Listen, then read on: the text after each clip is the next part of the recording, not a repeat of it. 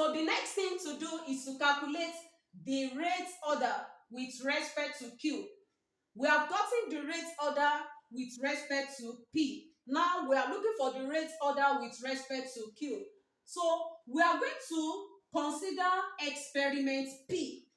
We are going to consider experiment P to get the rate order for experiment Q.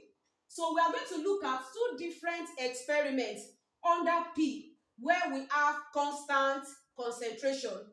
We consider two different experiments under P where we have constant concentration. That is experiment 2 and experiment 3. So we use this experiment 2 and experiment 3 to derive our rate equation. Then we should not forget that the rate equation R equal to K multiplied by the concentration of the first reactant, which is P, then to the power of the rate order. The rate order for with respect to P is X, then multiply by the concentration Q to the power of Y. Y is the rate order for what? For concentration Q. Y is the rate order for concentration Q. That is what we are looking for. We are looking for the what? The rate order with respect to Q. Now we are going to use this equation now to derive rate equation. We derive our rate equation from these two experiments, from experiment 2 and 3. Then what is R?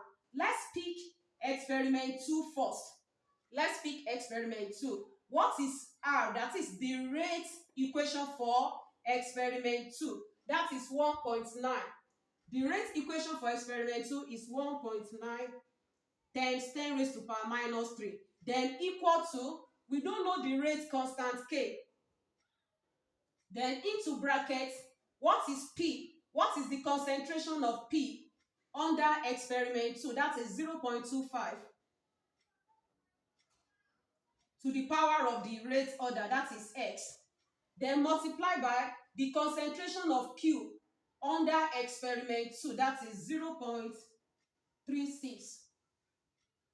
Then to the power of what? To the power of Y. So let's call this equation 1. Then we are going to use experiment 3 to derive equation 2. We use experiment 3 to derive equation 2. Then what is the rate of reaction for experiment 3? The rate of reaction for experiment 3 is 3.8 times 10 raised to power minus 3. So that will be 3.8 times 10 raised to power minus 3 equal to, then the constant K we don't know. Then multiply by the concentration of P under experiment 3, that is 0.25. Then to the power of X. Then the concentration of Q under experiment 3 is 0.73. Is 0.72. Then to the power of Y. So let's call it equation 2. Now we are going to use equation 1 to divide 2. We use equation 1 to divide 2. Then equation 2 is what?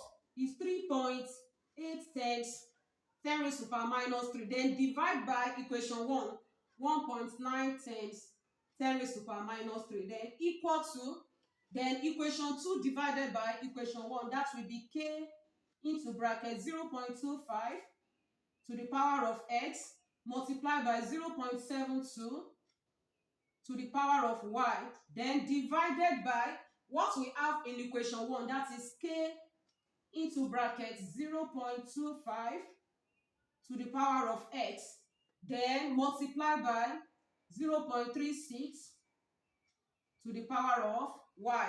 Now let's divide.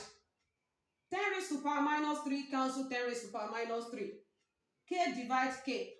0.25 raised to power X divide 0.25 raised to power X. So at this side we are left with what? 3.8 divided by 1.9.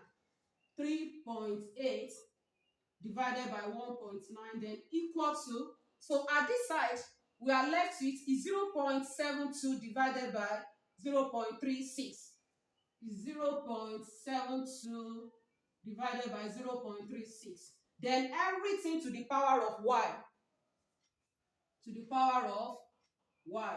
So 3.8 divided by 1.9 will give us 2. Then equal to is 0.72 divided by 0.36 will give us 2. But 2 to the power of y. Now, what is the power of these 2? That is 1. So these 2 we cancel 2. Therefore, y equal to 1. Then what is y? Y is the order with respect to q. Y is the rate order with respect to q. And that is what we are looking for. So we are looking for the rate order with respect to q. So therefore,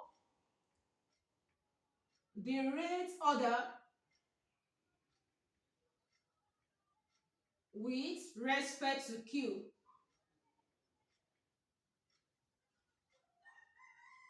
with respect to q equal to what?